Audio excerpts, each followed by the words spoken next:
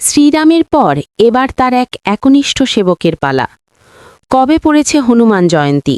পুজো করার নিয়মগুলি কি? বজরংবলীর আর এক নাম সংকটমোচন। ভক্তিভরে তার উপাসনা করলে নানা সমস্যা থেকে মুক্তি পাওয়া সম্ভব। একই সঙ্গে আত্মবিশ্বাস এবং সাহস বৃদ্ধি পায়। রামনবমীর পর চলে এলো তার প্রিয় ভক্ত বজরংবলীকে উদযাপনের তিথি। চৈত্র মাসের পূর্ণিমা তিথিতে পালিত হন হনুমান জয়ন্তী। বজরংবলী ছিলেন শ্রীরামচন্দ্রের একনিষ্ঠ সেবক। ভগবান রামচন্দ্রের প্রতি হনুমানজির প্রবল ভক্তির নানা গল্প রামায়ণে পাওয়া যায়। বজরংবলীর আরেক নাম সংকটমোচন। ভক্তিভরে তার উপাসনা করলে নানা সমস্যা থেকে মুক্তি পাওয়া সম্ভব। একই সঙ্গে আত্মবিশ্বাস এবং সাহস বৃদ্ধি পায়।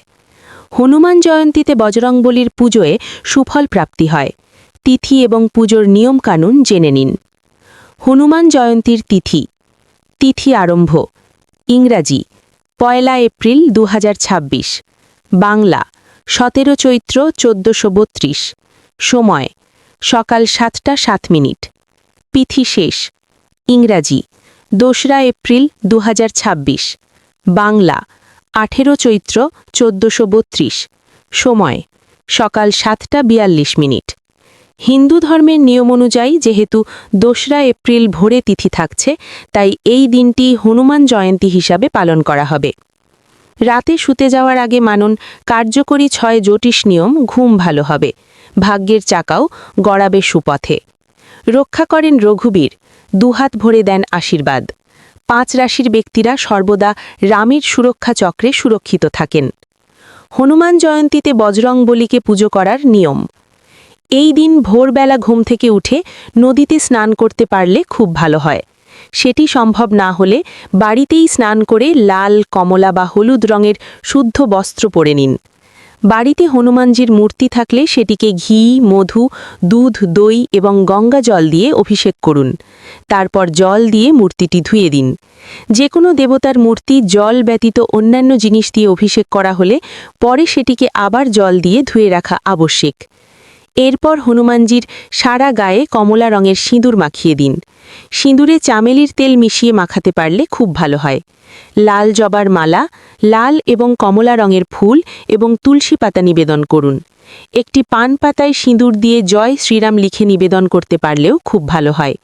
শুধু দাম্পত্য নয়, মাঙ্গলিক হলে আরও নানা ক্ষেত্রে সমস্যা দেখা দেয়। কুষ্ঠির কোন ঘরে মঙ্গল কি অমঙ্গল ঘটায় জেনে নিন। কেউ ঝামেলা এড়াতে, কেউ বা আবার স্বাধীনতা রক্ষার স্বার্থে না চেয়েও সঙ্গীকে মিথ্যে বলে ফেলেন ৫ রাশির ব্যক্তিরা। নৈবেদ্য হিসাবে গুড়, ছোলা, মুগের লাড্ডু বা কমলা রঙের লাড্ডু, কলা দিতেই হবে। এরই সঙ্গে পছন্দমতো ফল, মিষ্টি প্রভৃতি দিতে পারেন। নিজের হাতে হালুয়া তৈরি করেও দেওয়া যেতে পারে। নৈবেদ্য দানের পর ধূপকাঠি এবং একটি মাটির প্রদীপে ঘি এবং লবঙ্গ দিয়ে জ্বালিয়ে হনুমানজির আরতি করুন। আরতি শেষে তার কাছে নিজের করা সমস্ত ভুলের জন্য ক্ষমা প্রার্থনা করুন এবং মনস্কামনা জানান। সবশেষে ৩ বার হনুমান চালিসা পাঠ করুন।